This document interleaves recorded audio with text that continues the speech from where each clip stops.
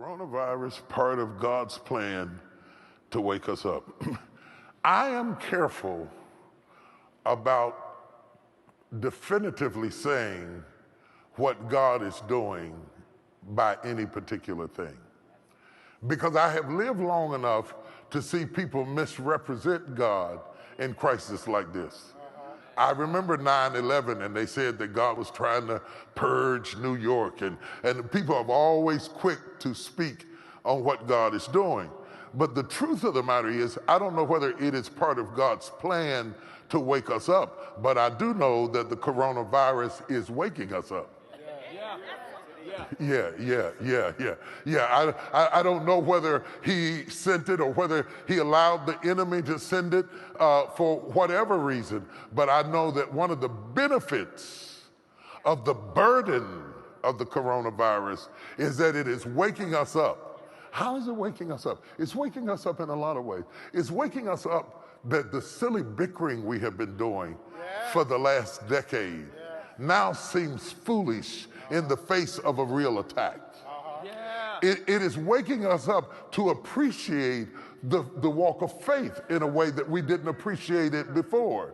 See, now you're fighting wanting to come to church, but before, when you could come, you were staying at home in the bed.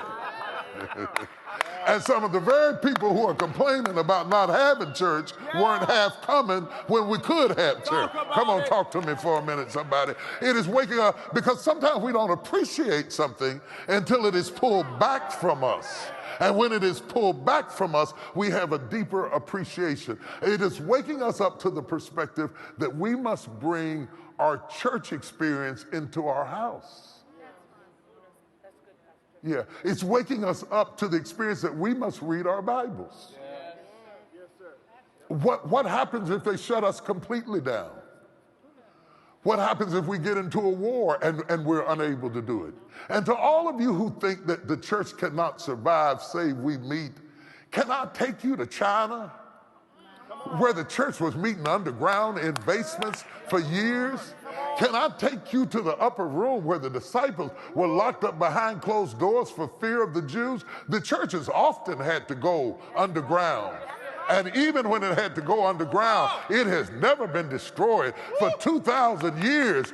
Many times we have gone through periods and eras where the church had to go underground to survive. Hitler was trying to kill the church. The enemy has always been after the church, but the church has always survived every attack, whether it was a virus or a man. Jesus said, "Upon this rock I will build my church, and the gates of hell shall not prevail against it." What is happening now is that this new kind of saints we got now, who are more church members than they are saints,